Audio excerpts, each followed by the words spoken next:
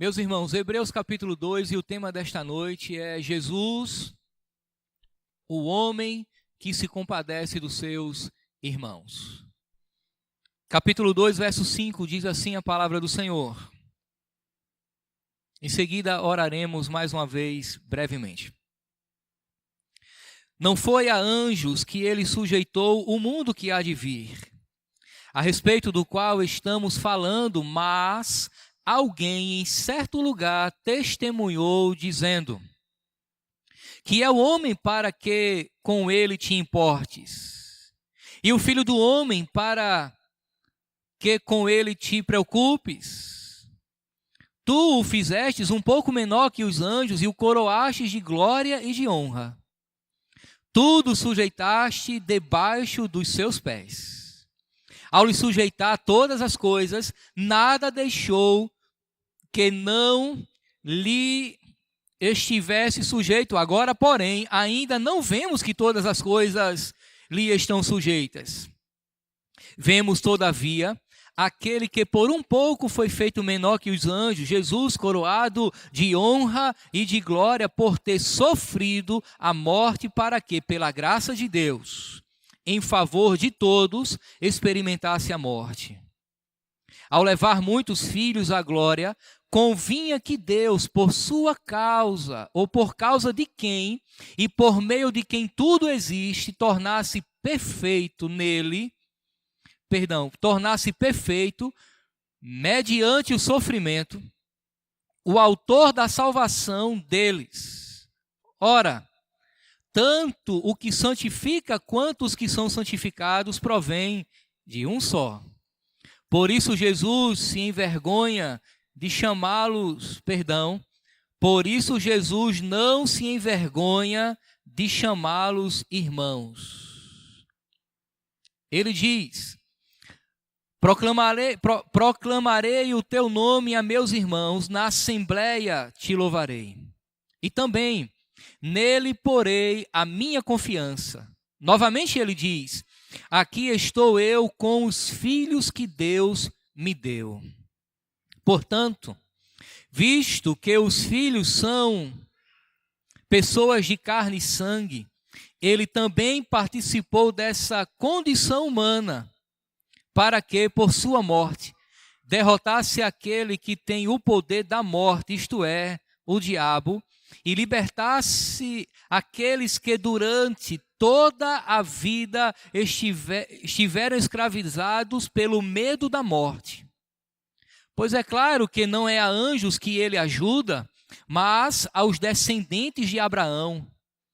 Por essa razão era necessário que ele se tornasse semelhante a seus irmãos em todos os aspectos, para se tornar sumo sacerdote, misericordioso e fiel com relação a Deus, e fazer propiciação pelos pecados do povo, porque tendo em vista o que ele mesmo sofreu quando tentado, ele é capaz de socorrer aqueles que também estão sendo tentados.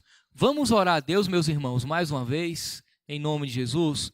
Nesta oração nós vamos pedir para que o Senhor possa nos auxiliar na compreensão de sua palavra. Querido Deus, nós te louvamos mais uma vez. Lemos a tua palavra e mesmo sendo indignos, o Senhor nos deu esse prazer e privilégio. Ó Deus, fale conosco nessa noite, que possamos aprender mais de ti e que a tua palavra possa nos alimentar, possa saciar a nossa sede e nos sustentar por todos os dias da nossa vida. Em nome de Jesus, amém e amém. Meus irmãos, em pouco tempo nós fomos surpreendidos por duas tragédias que ceifaram a vida de dezenas de pessoas inocentes. Tivemos o estouro da barragem de Rejeitos lá em Brumadinho e em um passado ainda muito mais recente, nós tomamos conhecimento de um incêndio que alcançou o centro de treinamento do Flamengo, também levando pelo menos 10 pessoas à morte, 10 adolescentes à morte, e outros ficaram feridos. Algo muito interessante deve ser observado em comum nesses dois casos, porque ambos tiveram a capacidade de promover um forte sentimento de comoção nacional. No primeiro caso, em menos de 24 horas, pessoas de todos os estados do país se mobilizaram e arrecadaram alimentos, bebidas, suprimentos de primeira necessidade, superlotaram as carretas e enviaram a Brumadinho. No segundo caso, dos adolescentes que morreram no CT do Flamengo, teve a capacidade de, em um momento da história, colocar todas as torcidas do Brasil em um mesmo lado da arquibancada. Perceba que o sofrimento e as tragédias têm a capacidade de nos comover. E um coração que se compadece do outro tem a tendência natural de ir em ajuda e ir ao socorro. Mas uma coisa interessante em observar em situações como essas é que as pessoas que se envolvem, as pessoas que se comovem com tal situação e sofrimento, elas se envolvem de maneiras diferentes. O envolvimento de cada um ocupa níveis diferentes um do outro. Alguns compram mantimento e enviam, mas outros sofrem como que se aqueles que morreram fossem da sua própria família, por exemplo. E daí você percebe que nós nos envolvemos com a dor do outro em níveis diferentes. A razão é simples. Muito provavelmente quem se envolve de maneira mais profunda já deve ter passado por situações semelhantes. Raciocine comigo. Quem mais consegue entender melhor a dor de uma mãe que perde um filho, senão aquela mãe que já perdeu o seu filho? Quem mais consegue perceber melhor a dor de alguém que perdeu o teto do que aquele que por algum momento na sua vida já ficou desabrigado? Nós nos identificamos e nos compadecemos com mais profundidade e intensidade com a dor do outro, quando a experiência dele também é a nossa experiência. Cada um sabe onde o seu calo aperta, mas quando o calo do outro também é o nosso calo, nós nos identificamos. Portanto, eu chego à conclusão que só quem sabe as dimensões e a profundidade da dor que você sente agora, por exemplo, é você e quem já passou exatamente pela mesma coisa. Agora você deve estar perguntando, mas o que é que isso tem a ver com o texto que lemos? Bem, já notamos que o conhecimento que o autor aos Hebreus nos passa é de uma igreja que estava passando por sofrimentos. E é interessante porque ele sabe do que está passando porque ele estava lá. Ele entende do contexto, ele está inserido dentro do contexto. Logo, ele nos deixa claro que o momento, o contexto histórico que aqueles irmãos estavam vivendo era um contexto de perdas, de dor e de sofrimento. Haviam perseguições por todos os lados, mas uma perseguição muito intensa era a perseguição dos próprios judeus. Os judeus perseguiam os seus irmãos que se convertiam ao judaísmo. E aqueles que se convertiam ao judaísmo eram perseguidos até a morte, se assim fosse o caso. Eles podiam perder suas famílias, eles podiam perder os bens, podiam perder o privilégio, por exemplo, de frequentar a sinagoga, caso se declarassem cristãos. Podiam perder a sua própria vida. Além do sofrimento trazido pelo império, também havia o sofrimento trazido pelos próprios irmãos judeus. Entenda que ser um cristão no primeiro século era algo extremamente arriscado. Alguns estudiosos dizem que ser cristão no primeiro século era a mesma coisa que andar com atestado de óbito já assinado, poderia morrer a qualquer momento. É claro que houve momentos de paz, houve momentos em que a perseguição não era tão intensa, mas quando ela chegava de verdade. Meus irmãos, o sofrimento ele pode produzir efeitos diferentes na vida das pessoas. Um efeito duplo, por exemplo. O sofrimento pode trazer maturidade, o sofrimento pode produzir perseverança, o sofrimento pode nos trazer o benefício de termos experiências profundas com Deus e nisso crescermos na fé. Mas o sofrimento também pode trazer desânimo, pode trazer desalento. O sofrimento também pode trazer o desejo de abandonar a fé, tendo a percepção que não vale a pena. O sofrimento pode trazer relaxamento. E era exatamente isso que estava acontecendo na igreja naquele momento. Por conta dos sofrimentos, alguns estavam relaxando na fé. Outros, mais fervorosos e fiéis, tiveram a capacidade de entregar a sua vida por amor a Cristo. Mas como eu já vos falei, outros, por amor a si mesmo, negaram a Cristo. Muito bem. No texto anterior, nós fomos alertados a prestar maior atenção ao que temos ouvido, para que jamais nos desviemos. É o que diz o capítulo 2, versículo 1. Por isso é preciso que prestemos maior atenção para que jamais nos desviemos. Há uma exortação a fim de que permaneçamos firmes na fé. O autor também nos chama a atenção ao fato de que ninguém pode escapar caso negligencie esta grande salvação.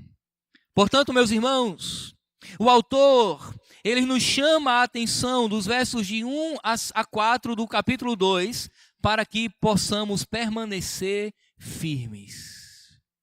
Agora, ele retorna ao tema da superioridade de Cristo em relação aos anjos.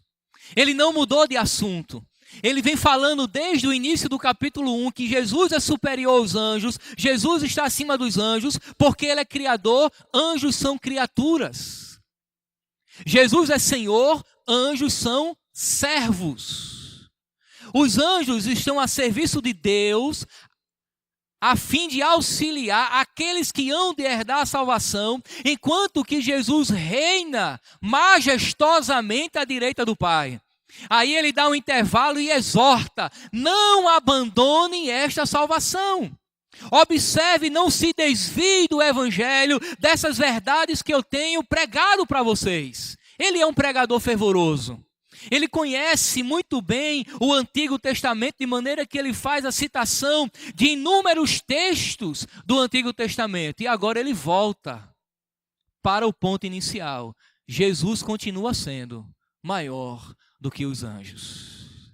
A grande verdade é que, uma vez que Jesus ele é super exaltado, a partir de agora, ele deixa claro que Jesus ele também assumiu a carne humana. Também encarnou-se, ele é o Cristo encarnado que morreu e ressuscitou. Fica claro que Jesus agora ele pode se compadecer das nossas dores, porque ele sofreu absolutamente a mesma coisa. Ele sabe do que nós sofremos porque ele sofreu.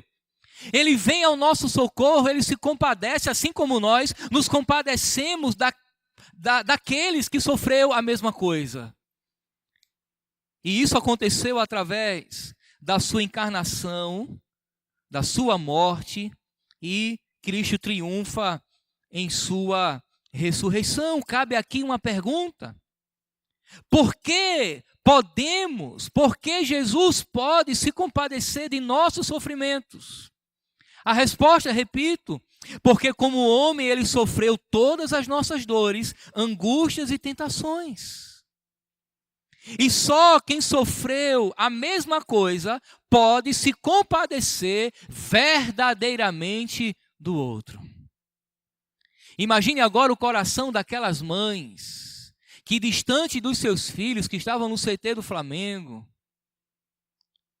tomaram conhecimento que o seu filho partiu. Não para ser um jogador de sucesso, ganhar dinheiro e sustentá-la aqui, mas partiu para nunca mais voltar, carbonizado. Nós podemos entender a dor e o sofrimento daquela mãe, mas apenas quem perdeu um filho entende melhor, porque sentiu a mesma coisa. A grande verdade, irmãos, é que Jesus encarnou-se, assumiu a carne humana, sofreu dores e tentações, para que nós fôssemos libertos das tentações que nos aprisionam. Como isso se revela no texto, nós vamos ver em 4 partes. Em primeiro lugar, tudo está sujeito a Jesus Cristo. Versos 5 a 8.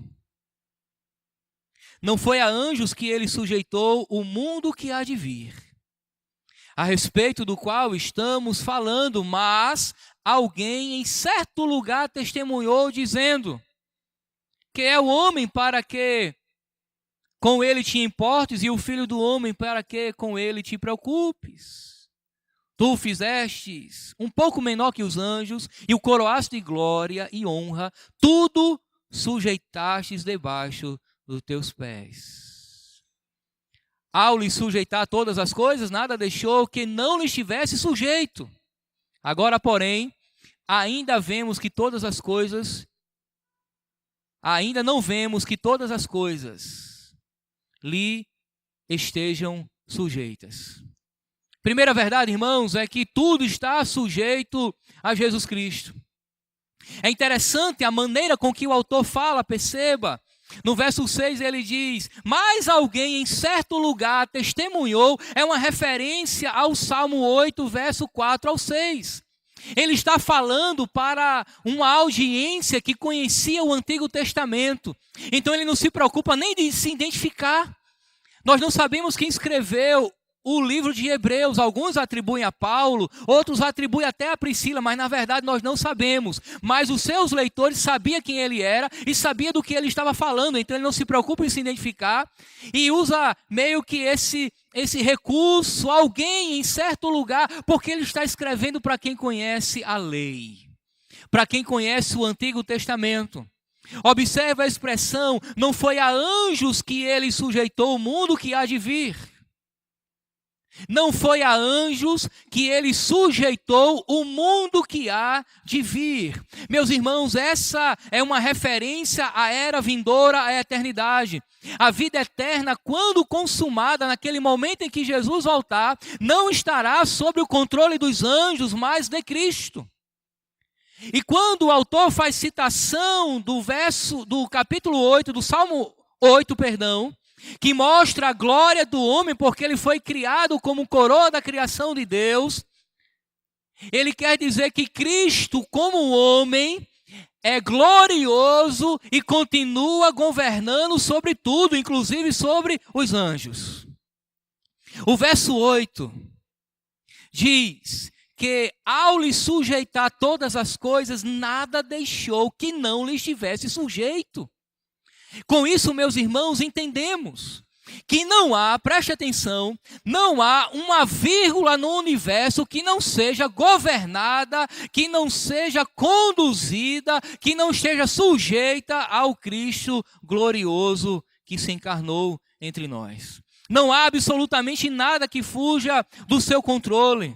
Isso quer dizer que a minha vida em meio aos sofrimentos e às perdas também não está fora do controle de Cristo. Que a nossa vida, em meio a um contexto de perdas, de sofrimento, está no controle dele. O texto diz ainda que parece-nos que ele não está governando. Olha só o que acontece na segunda parte do verso 8. ao lhe sujeitar todas as coisas, nada deixou que não lhe estivesse sujeito. Agora, porém, ainda não vemos que todas as coisas lhe estejam sujeitas. O autor está dizendo que Cristo governa tudo, mas parece, aos nossos olhos, que não. Veja, talvez,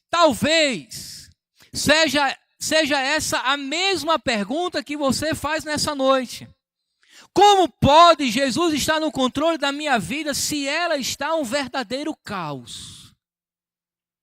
Você olha em sua volta e só vê desgraça, sofrimento, desespero, fome, perdas, assaltos, roubos, estupros, embriaguez, morte, desrespeito às autoridades, corrupção e sinceramente não vê solução. Aí então, meus irmãos, vem o questionamento: quem é que está no controle? Deus ou o diabo? Se a Bíblia diz que Jesus governa e tudo lhe está sujeito, como pode tudo isso estar em um verdadeiro caos? Por quê? Raciocine comigo. Nós vivemos em uma tensão entre duas eras. A era presente, meus irmãos, é marcada por dor, sofrimento e perdas. E é marcada também por uma forte ação de Satanás. Por quê? Porque lá no passado, Adão entregou tudo isso a Satanás. Ele podia não ter pecado, mas ele resolveu pecar. E quando ele pecou, ele deu autorização para que o caos fosse estabelecido. Ele deu autorização para que forças demoníacas agissem na vida dos homens e lhes trouxesse destruição. Mas isso não acontece fora de um reino que não é governado por Cristo. Isso acontece em um reino que é governado por Cristo, porque Ele governa também na era presente, apesar do sofrimento e da dor. Mas o que o autor está dizendo é que Deus não sujeitou aos anjos o mundo que há de vir. Muito bem. No momento da dor e do sofrimento, se alguém lembra a você que Jesus domina sobre tudo e todos, para te fazer um cidadão da era vindoura, qual é o sentimento do seu coração?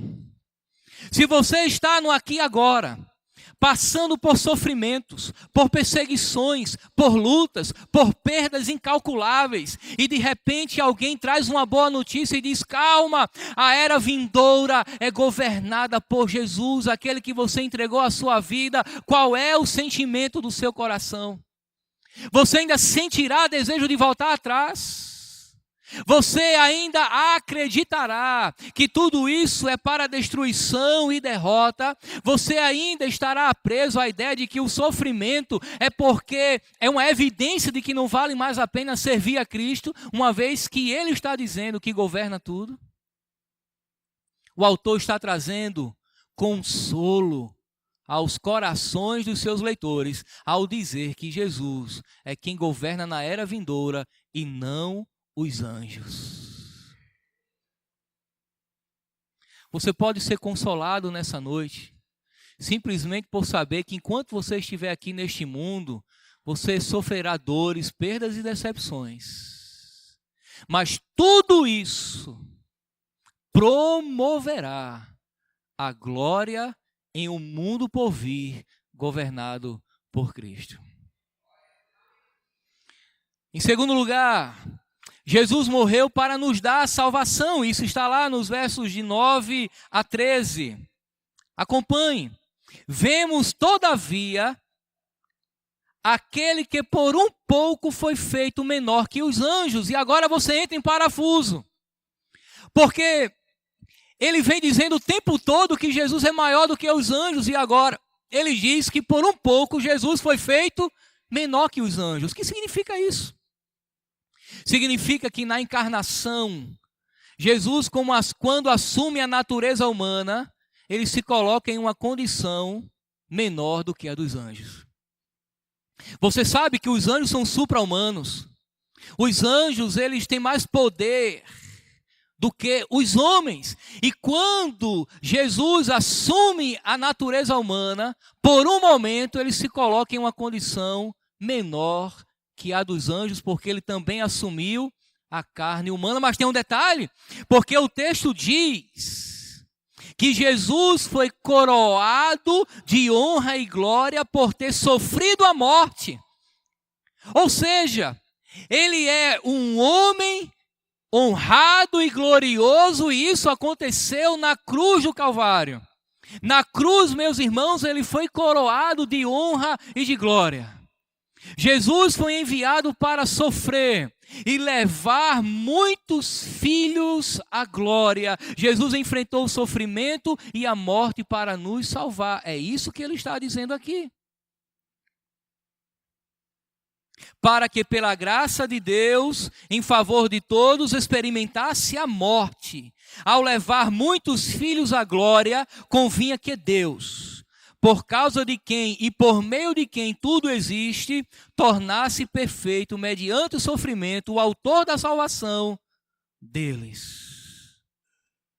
Entenda, Jesus ele foi aperfeiçoado pelo sofrimento, a fim de nos dar a salvação. Era necessário que ele sofresse, era necessário que ele padecesse dores, era necessário que ele fosse levado ao Calvário e nos desse a salvação. A ideia, meus irmãos, é que sem sofrimento não há salvação. Sem derramamento de sangue não há remissão de pecados. A ideia é que o sofrimento antecede a glória. E se foi assim com Cristo, será conosco também. Aqui fica ainda mais claro que o sofrimento de Cristo antecedeu a glória dele. Não há como escapar disso. Não há como escapar dos sofrimentos da era presente, a fim de herdarmos a coroa futura. Fica claro também que a salvação que nos leva ao mundo por vir passa pela morte de Cristo. Ninguém, absolutamente ninguém será salvo sem passar pela morte de Cristo. Não há um outro caminho. Aprendemos, meus irmãos, que cremos no Cristo morto e ressuscitado para ganharmos um irmão mais velho. Observe o que diz o verso 11 lá embaixo. Ora, tanto o que santifica quanto os que são santificados provém de um só. Por isso Jesus não se envergonha de chamá-los irmãos. Quando Cristo morre, ele salva pecadores e conquista irmãos para desfrutarem da paternidade divina. Você que está sofrendo, que diferença faz na sua vida um irmão mais velho que acalenta a sua dor? Aquele que se apresenta como socorro bem presente na hora da angústia. Aquele que sabe a sua dor porque ele já sofreu e traz alento. Só quem já precisou de alguém para chorar a sua dor sabe como é importante, naquele momento, alguém que se apresenta desta forma. De um irmão que sofreu exatamente a mesma coisa que você e tem a capacidade de sentir a sua dor e trazer alento sobre ela. Será que você pode encontrar consolo e forças para permanecer aqui neste mundo sabendo que há consolo e alento para você? Será que você ainda está pensando que que abandonar tudo é a alternativa e a solução? Isso vale a pena? Não, meus irmãos, não vale a pena não. Nós estamos seguros aos cuidados de nosso irmão mais velho. Você não está só. Na tempestade, como diz a canção, ele é nosso abrigo.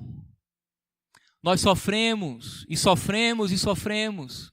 E temos, às vezes, a sensação de que tudo isso está lançado ao caos, ao acaso, e Deus virou as costas e o melhor é abandonar a fé, quando na verdade não. Jesus morreu na cruz para nos salvar, para nos fazer filhos de Deus. Ele é o nosso irmão que veio em nosso socorro. Nós não estamos só. Lembre-se disso. Lembre-se de que Jesus não te deixou só, portanto nós suportaremos todos os desafios da era presente, porque Ele governa tudo e na sua morte garantiu a nossa vida. A morte não é o fim para nós. A morte não é a última palavra em nossa existência. Uma vez que nós estamos em Cristo, Ele tem a última palavra, e a última palavra é vida. É interessante que é exatamente essa uma das preocupações daqueles irmãos do lá então. Eles tinham medo da morte. Eu conheço algumas pessoas que quando falam em morte, ela treme da cabeça até o pé. E eu não quero falar nem da minha sogra, porque ela não me ouça dizendo isso. Mas em terceiro lugar, Jesus assumiu a carne humana e na sua morte destruiu a morte e derrotou o diabo. Olha só o que diz o verso 14. Portanto, visto que os filhos são pessoas de carne e sangue, Ele também participou dessa condição humana. Você entende agora? Uma vez que nós somos de carne e sangue, Jesus também participou da mesma condição, para que por sua morte derrotasse aquele que tem o poder da morte, isto é, o diabo, e libertasse aqueles que durante toda a vida estiveram escravizados pelo medo da morte.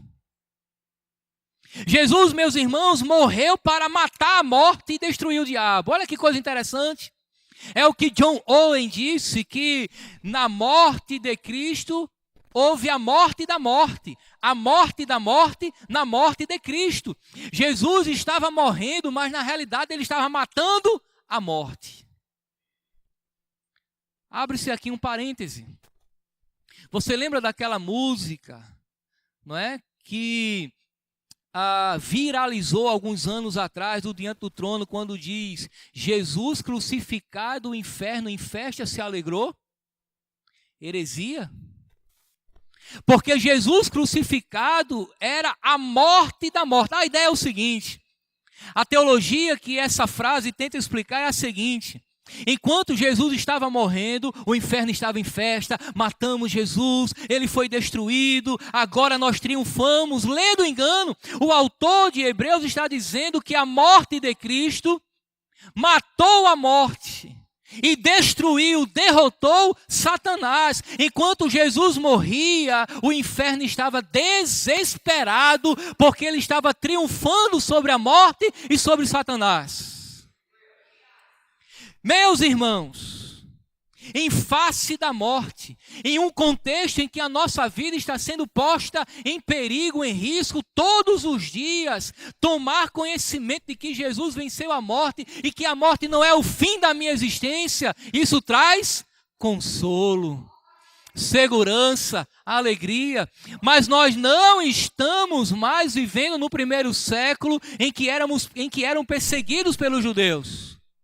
Mas muita coisa põe medo em nós e traz a sensação de morte.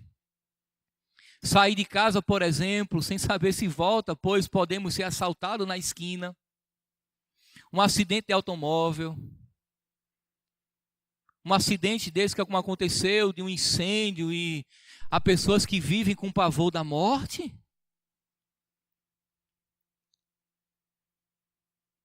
Mas o texto nos traz segurança, de maneira que nós não podemos temer a morte, porque Jesus já comprou a nossa vida com seu sangue.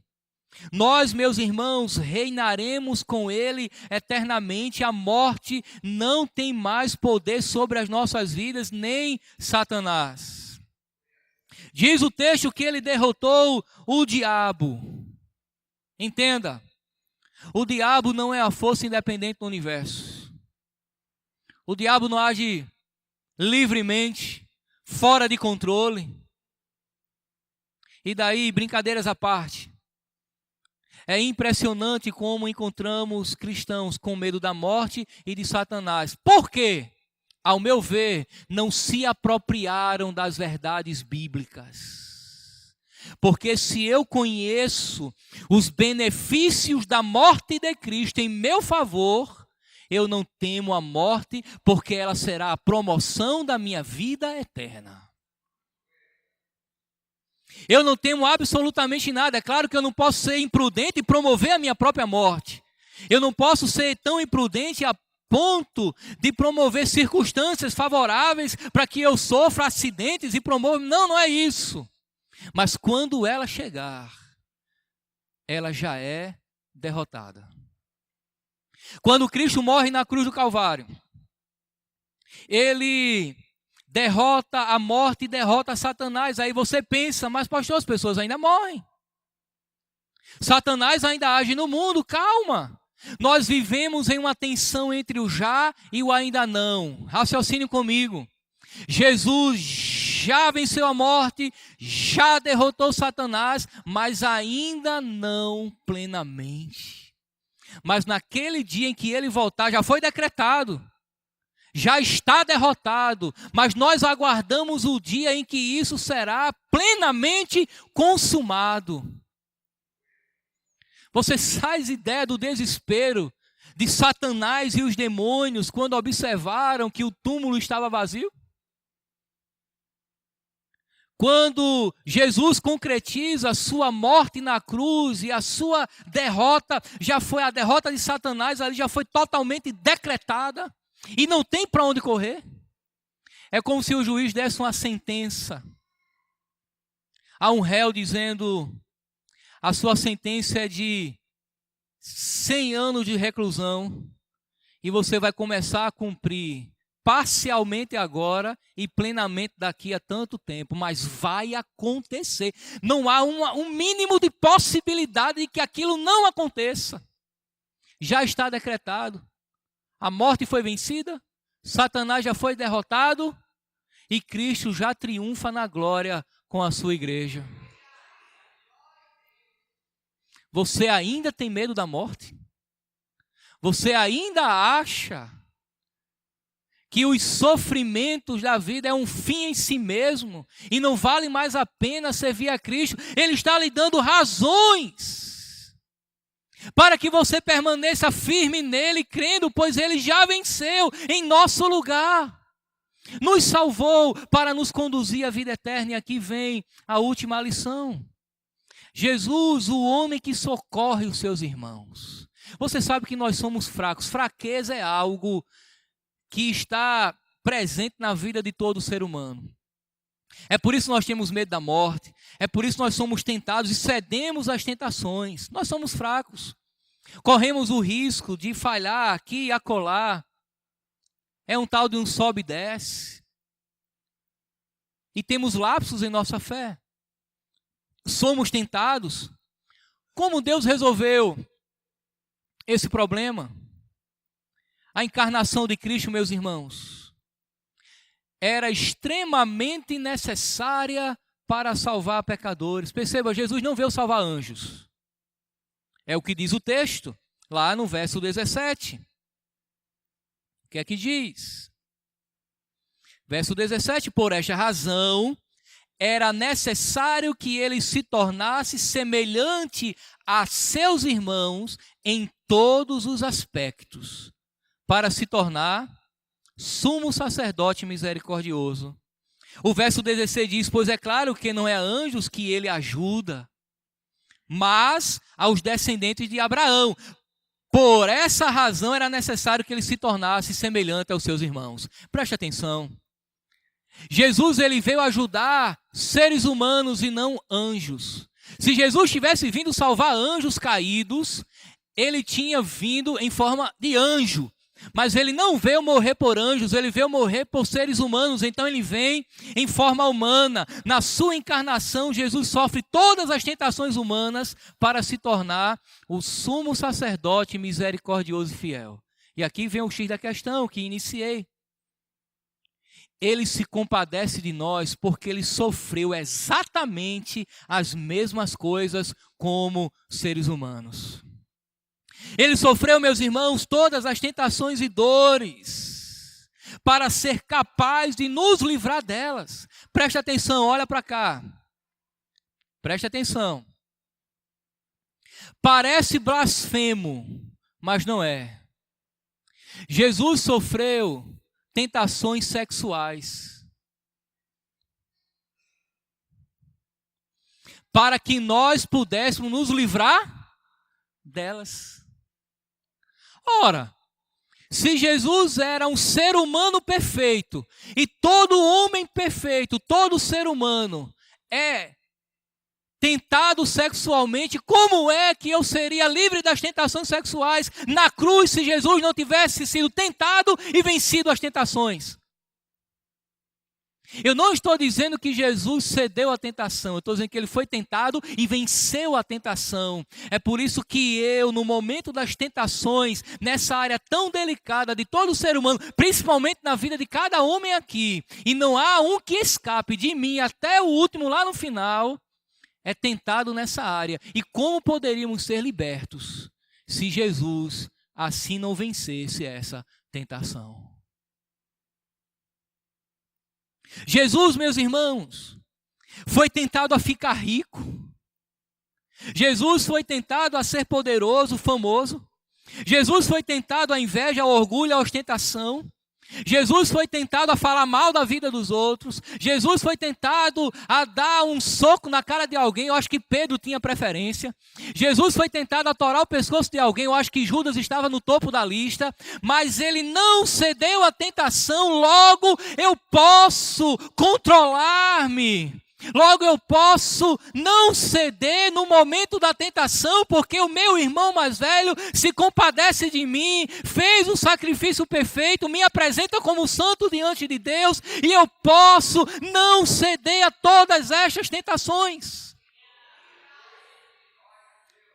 Você entende agora? E porque ele sofreu, ele pode vir ao nosso socorro, ele se identifica. Não há uma tentação em uma área da sua vida que ele não tenha sido tentado também. Vamos voltar ao texto em uma expressão importante. Verso 17. Por essa razão era necessário que ele se tornasse semelhante a seus irmãos em todos os aspectos. Jesus era ser humano igual a gente. Detalhe, ele não tinha pecado. O texto continua: para se tornar sumo sacerdote misericordioso e fiel com relação a Deus e fazer a propiciação pelos pecados do povo. Olha só agora verso 18. Porque tendo em vista o que ele mesmo sofreu quando tentado, ele é capaz de socorrer aqueles que também estão sendo tentados. Então ninguém venha para mim dizer que não consegue,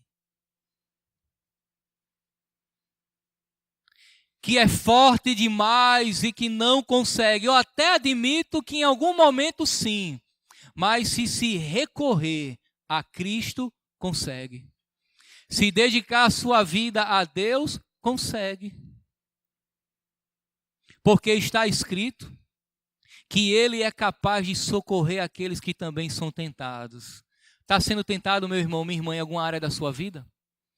Está sendo tentado na área sexual, tentado em falar mal do irmão, tentado na usura, na ganância, na inveja. Em que área você está sendo tentado? Busque socorro em Jesus. Recorra aos pés da cruz. É a única alternativa que você tem. Ou virá o desfalecimento na alma. Virá o desejo por retroceder, por abandonar a fé, achando que não vale a pena servir a Cristo. Eu percebo que a decadência e o naufrágio na fé de muitos dos nossos irmãos dá-se por falta de conhecimento destas verdades essenciais à vida cristã. Não conhece o Evangelho e a primeira luta, a primeira dificuldade, pensa em retroceder. Não conhece o Evangelho e diante das primeiras tentações abraça o pecado achando que é a melhor alternativa, pois não tem forças, e não tem mesmo não. Mas quando nós buscamos forças em Cristo, que é a fonte de todos os nossos recursos, nós encontramos forças para vencer as tentações. Portanto, meus irmãos, Jesus é o homem que se compadece dos seus irmãos. Você pensa que Jesus não pensou em desistir? Senhor, se possível, passa de mim este cálice. Não era uma taça de vinho, não, meus irmãos. Era o cálice da ira de Deus. Há um conflito ali. Jesus, com a sua mente divina, ele quer fazer a vontade do Pai. Mas com a sua mente humana, ele quer fugir da dor e do sofrimento. Mas a sua vontade divina convence a sua vontade humana que o melhor é se submeter à vontade de Deus. Então ele se submete. Ele é tentado a desistir, meus irmãos. Ele é tentado a retroceder, assim como eu e você pensamos em inúmeras vezes na nossa vida. Ou você acha que eu nunca pensei em ter uma profissão menos perigosa do que ser pastor? Quantas vezes nós não pensamos em desistir? Mas porque Jesus foi tentado e venceu, Ele me dá condições de permanecer firme. Portanto, meus irmãos, permaneça firme no propósito que Deus estabeleceu para a sua vida. Essa é a mensagem de Deus para a sua igreja nessa noite.